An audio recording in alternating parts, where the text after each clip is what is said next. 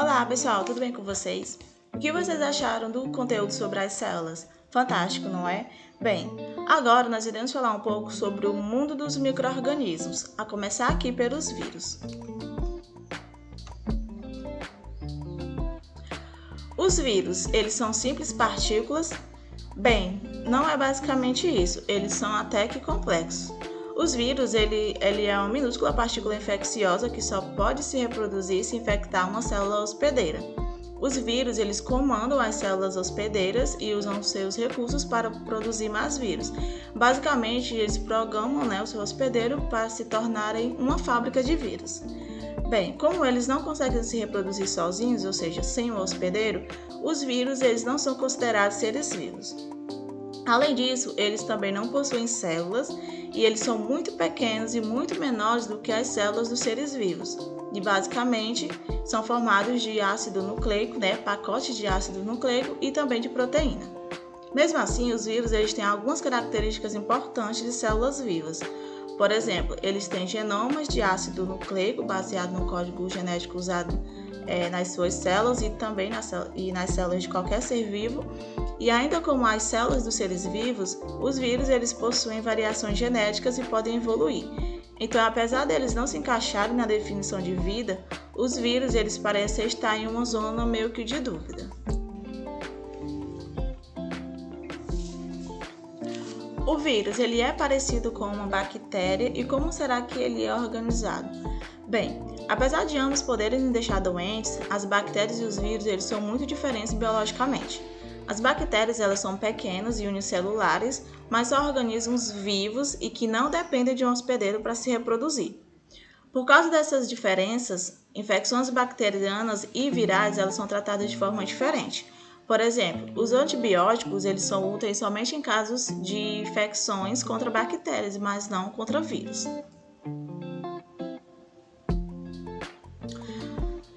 Agora um pouco sobre a estrutura viral de um vírus. A estrutura de um vírus, aliás.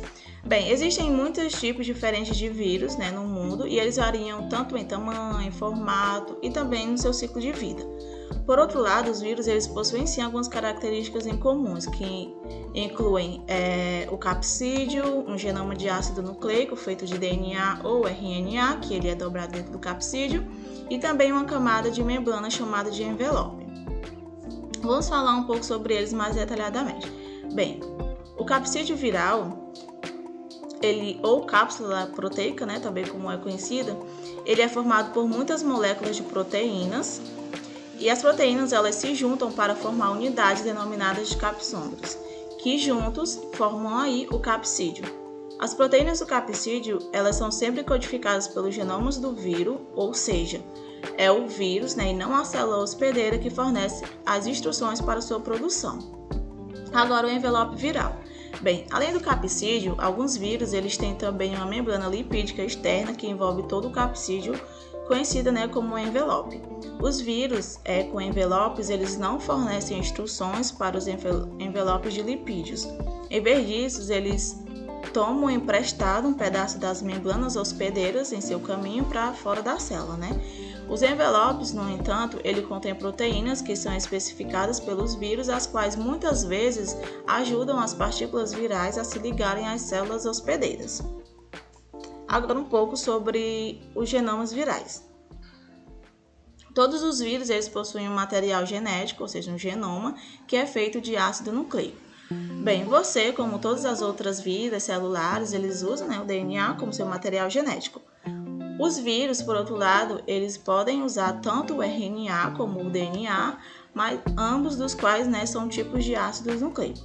Muitas vezes pensamos no DNA como sendo de cadeia dupla e no RNA como sendo de cadeia única, já que normalmente isso é o que acontece em nossas células.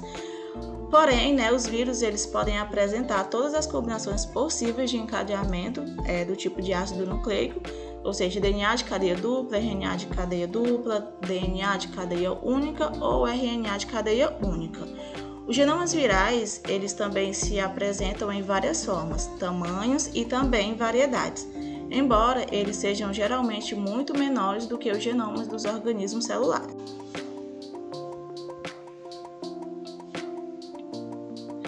como os vírus se reproduzem em um ou outro organismo? Aliás, o que é uma infecção viral, né?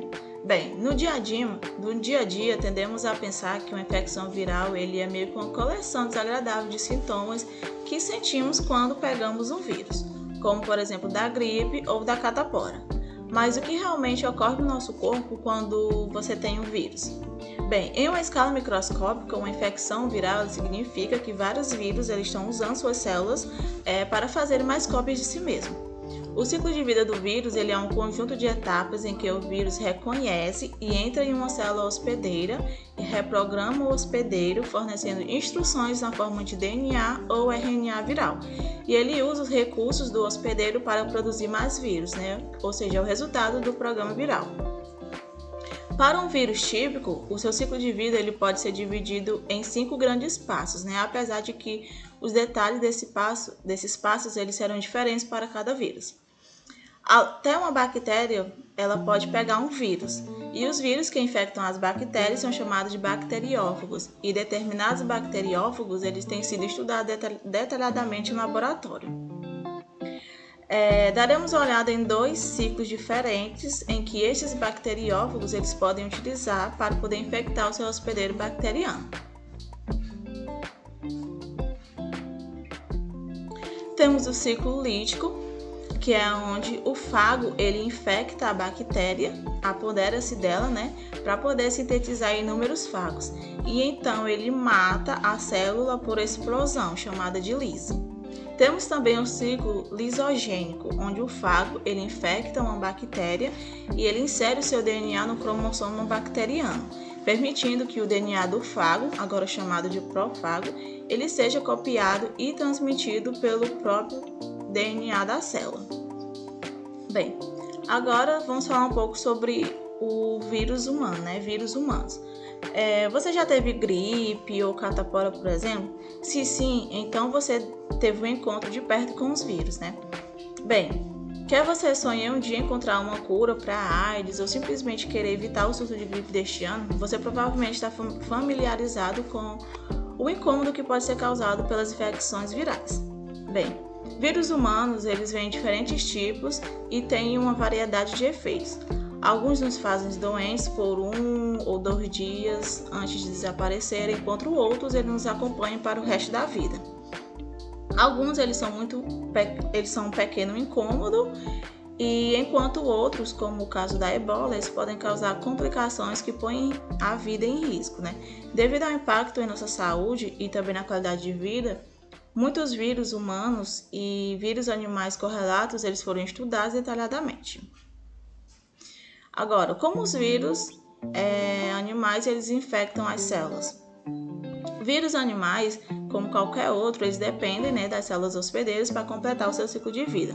Para se reproduzir, um vírus ele deve infectar uma célula hospedeira e reprogramá-la, né, para fazer mais partículas virais, como eu já havia falado anteriormente. E o primeiro passo-chave para uma infecção é o reconhecimento, né? Um vírus animal ele tem moléculas de superfície especiais que permitem que ele se ligue aos receptores da membrana celular do seu hospedeiro. E uma vez ligada à célula hospedeira, os vírus animais eles podem entrar por variadas maneiras. Por endocitose, né, quando a membrana se dobra para dentro, também fazendo canais da membrana hospedeira, por meio dos quais o DNA ou o RNA ele pode ser injetado, ou para vírus envelopados, fundindo-se, né, com a membrana e liberando o capsídeo no interior da célula. Depois, né, disso, o vírus ele usa os recursos da célula hospedeira para poder fazer novas proteínas virais e material genético.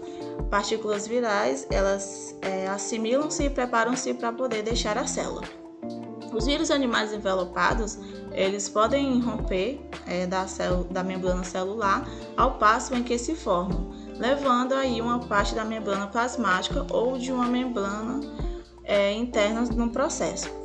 Contrariamente, né, partículas virais que não são envelopadas, como no vírus, ele tipicamente se acumula nas células infectadas até que a célula se rompa ou morra e as partículas elas sejam liberadas.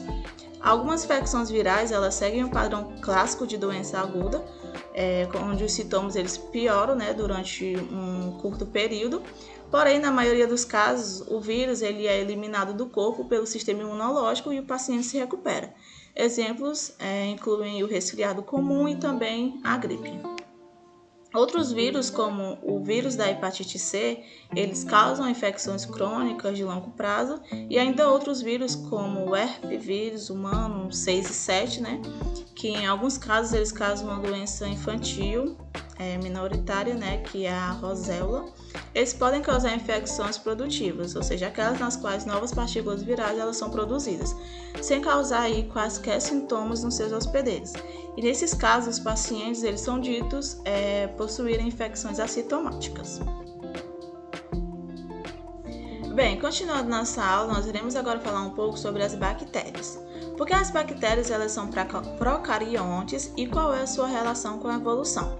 Bem, elas apresentam muitas vezes uma má reputação. Elas são descritas como micróbios perigosos e que causam doenças. Apesar de alguns tipos de bactérias causarem-se doenças, como você mesmo sabe, outras são inofensivas ou até mesmo benéficas. As bactérias elas são classificadas como procariontes juntamente com outro tipo de organismos unicelulares, as arqueas. Os procariontes eles são minúsculos, mas no sentido muito real eles dominam a Terra.